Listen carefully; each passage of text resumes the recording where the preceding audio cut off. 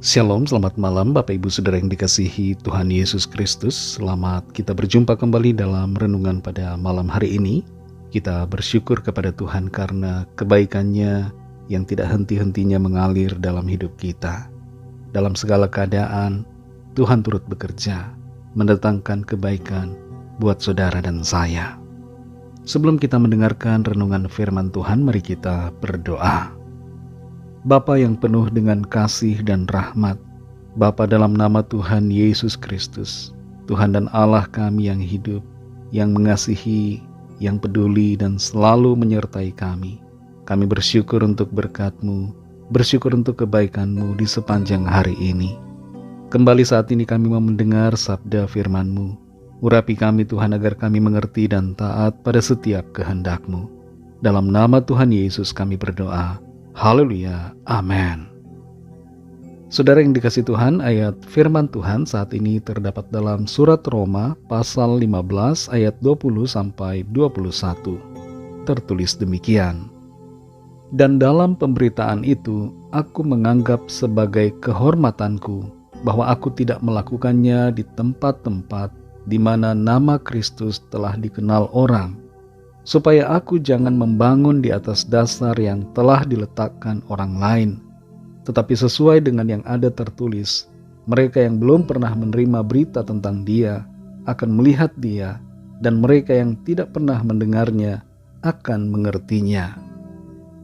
Saudara yang dikasihi Tuhan, seorang sales asuransi, baik di Indonesia maupun juga di wilayah negara lain, akan selalu berusaha untuk memperkenalkan produk asuransi kepada prospek atau kepada orang yang akan dihubungi. Target setiap bulan yang harus ia capai akan membuat seorang sales akan terus berusaha untuk memprospek orang. Seringkali untuk mencapai target satu penjualan sehari, ia harus memprospek 10 orang bahkan lebih. Bayangkan, itu berarti dalam sebulan ia mengkontak sekitar 200 sampai 300 orang. Kegigihan seorang sales asuransi merupakan sebuah contoh dan juga inspirasi tentang ketekunan, keberanian, dan kesabaran dalam mengerjakan tugas.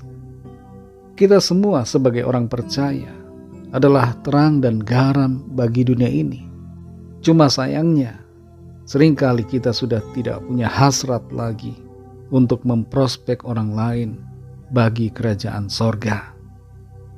Dalam Roma 15 ayat 20-21 ini dikatakan, dan dalam pemberitaan itu aku menganggap sebagai kehormatanku bahwa aku tidak melakukannya di tempat-tempat di mana nama Kristus telah dikenal orang, supaya aku jangan membangun di atas dasar yang telah diletakkan orang lain, tetapi sesuai dengan yang ada tertulis, mereka yang belum pernah menerima berita tentang Dia akan melihat Dia, dan mereka yang tidak pernah mendengarnya akan mengertinya. Rasul Paulus dalam pelayanannya, ia menyampaikan kabar keselamatan, kabar Injil kepada orang-orang yang belum mengenal Kristus. Dia pergi ke daerah-daerah yang jauh untuk menyampaikan kabar sukacita keselamatan yang dikerjakan Allah di dalam Kristus kepada orang-orang yang belum percaya, kepada orang-orang yang belum mengenal Tuhan. Fokusnya adalah kepada jiwa-jiwa yang belum mendengar, yang belum selamat. Dia tidak berfokus kepada orang-orang yang sudah mendengar dan yang sudah percaya. Memang saudara, kita perlu membangun juga orang-orang beriman supaya iman mereka semakin bertumbuh, semakin kuat. Tapi menjangkau jiwa-jiwa yang belum percaya kepada Kristus hendaknya juga menjadi agenda dalam kehidupan kita. Yang disayangkan terjadi seringkali adalah saling rebutan jemaat, saling rebutan jiwa-jiwa yang sudah mengenal Tuhan.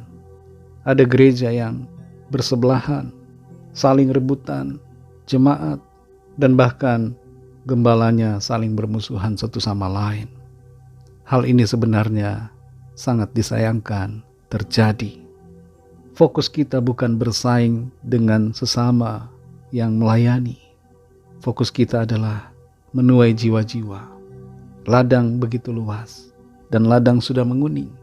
Kita perlu menuai, bukan dengan saling menjatuhkan, bukan dengan saling bermusuhan sesama orang percaya, tapi saling bekerja sama dan membawa jiwa bagi kerajaan sorga. Saudara yang dikasihi Tuhan, tugas pelayanan bukan hanya di dalam gedung gereja saja. Tugas pelayanan itu Tuhan berikan kepada kita untuk kita kerjakan dimanapun kita berada. Setiap hari kita berjumpa dengan orang-orang di sekitar kita, dan itu adalah kesempatan untuk menjadi saksi Tuhan bagi mereka. Kadangkala memang sulit, saudara, tapi mari kita miliki sikap berani dan sikap yang sungguh-sungguh rindu untuk melakukan tugas panggilan Tuhan. Belas kasihan atas jiwa-jiwa yang sedang berjalan menuju kebinasaan akan mendorong kita untuk mengabarkan kabar keselamatan. Mari kita berdoa. Terima kasih Tuhan Yesus, kami mengucap syukur untuk firman-Mu yang sudah kami dengar. Kami belajar lewat apa yang dinyatakan dalam ayat firman-Mu. Bagaimana kami seharusnya memiliki kerinduan untuk membawa jiwa-jiwa bagi Tuhan, menjangkau jiwa-jiwa yang sedang berjalan dalam kebinasaan, menyampaikan kabar keselamatan kepada mereka yang belum percaya. Tolong kami Tuhan supaya kami bersama-sama mengerjakan tugas panggilan-Mu, tidak saling sikut-sikutan, tidak saling bersaing, tapi mengerjakan tugas panggilan-Mu dengan fokus yang benar, menjangkau jiwa bagi Tuhan, menjadi terang dan garam bagi sesama kami dimanapun kami berada. Tolong kami, mampukan kami Tuhan untuk melakukan setiap kehendak-Mu. Berkati kami Tuhan di sepanjang malam ini, dalam istirahat kami, berikan kami tidur yang nyenyak dan lingkupi kami dengan kasih dan kuasa-Mu. Kembali saat ini kami berdoa bagi yang sedang dalam pergumulan, dalam keadaan sakit, dalam keadaan kebutuhan khusus, dalam persoalan yang sulit. Kami mohon lawatan Tuhan, jamahan tangan Tuhan, memberikan jalan keluar, kesembuhan, terobosan yang ajaib, mujizat-Mu yang heran, Tuhan nyatakan atas setiap kami. Kami percaya kami alami pertolongan Tuhan, kami alami lawatan Tuhan yang memulihkan.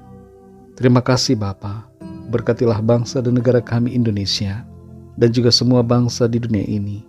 Berikanlah keamanan, kedamaian, dan kesejahteraan, dan lawatlah dengan kasih dan rahmat-Mu, agar setiap orang dari segala bangsa percaya kepadamu dan menerima anugerah keselamatan. Ampuni kami Tuhan akan kesalahan dan dosa kami, seperti kami juga mengampuni orang yang bersalah kepada kami. Dan pimpin kami menjadi sempurna seperti kehendak-Mu. Dalam nama-Mu yang kudus, nama Tuhan Yesus Kristus, nama di atas segala nama, nama yang menyelamatkan, nama Tuhan dan Allah kami sudah berdoa dan mengucap syukur. Haleluya. Terimalah berkat Tuhan. Tuhan memberkati engkau dan melindungi engkau. Tuhan menyinari engkau dengan wajah-Nya dan memberikan kasih karunia. Tuhan menghadapkan wajah-Nya kepadamu dan memberikan damai sejahtera. Berkat anugerah dari Bapa Surgawi, kasih karunia dari Tuhan Yesus Kristus, dalam persekutuan dengan Roh Kudus, menyertai kita semua, sekarang ini dan sampai Maranatha Tuhan Yesus datang kembali, dan bahkan sampai selama-lamanya. Dalam berkat nama Tuhan Yesus Kristus, haleluya, amin.